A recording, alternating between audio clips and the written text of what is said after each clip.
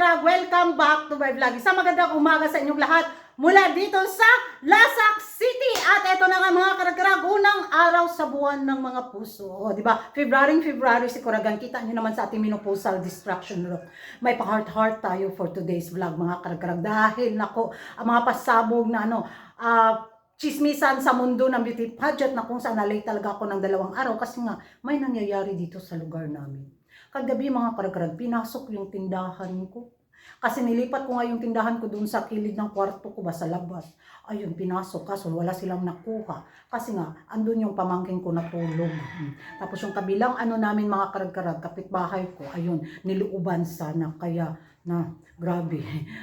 Ay, ewan ko na lang. So, yun yung mga personal na chismisan ko sa inyo na kaganapan dito sa Lasak City. Balik tayo sa mundo ng beauty pageant na kung saan ako. Bardagulan is here. Yes, share. Taban ngayon ni Atisa Manalo at ni Alexi Brooks, nagkagulo na naman sa social media between sa kanilang mga fans, bitaw na.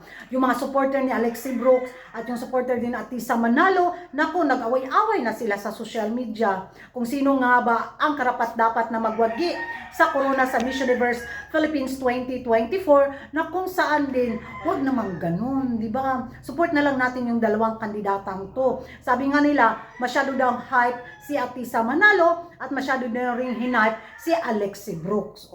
So, tinanong ako ng kachismisan ko, Kuragan, sino yung susuportaran mo sa laban na to ngayon sa Miss Universe Philippines 2024? Kung sa taon na to mga karag-karag, hanapin talaga ng Miss Universe Philippines organization yung tinatawag na transformational woman na kung saan may magandang storya na nakaka-inspire na masabi nating, wow, I go for Alexi Brooks talaga, di ba?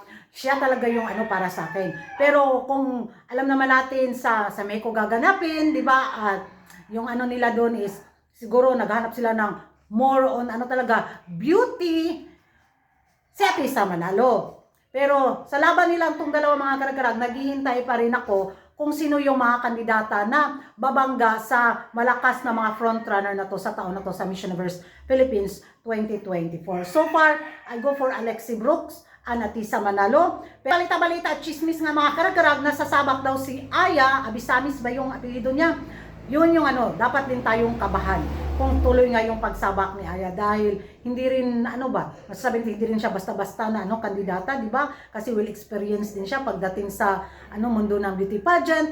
Kaya exciting na labanan ang mangyayari. So yung warlahan ngayon sa social media sa mga fans ni Alexi Brooks at ni Atisa Manalo, mag-stop na kasi pag masagap yan ng mga kapitbahay natin, may pambato na naman silang bala na ibabato sa atin para laitin yung kandidata natin, di ba? So sa laban na to sa national pageant nila, so abang na lang tayo kung sino talaga yung kukuronan. Huwag na nating i-bash yung mga ibang kandidata na lumalaban ngayon sa Miss Universe Philippines 2024. Nako, hindi natin alam, baka hindi si Alexi Brooks yung magwagi, hindi si Atisa Manalo, iba pa lang yung mga dark horse, yung Cagayan de Oro.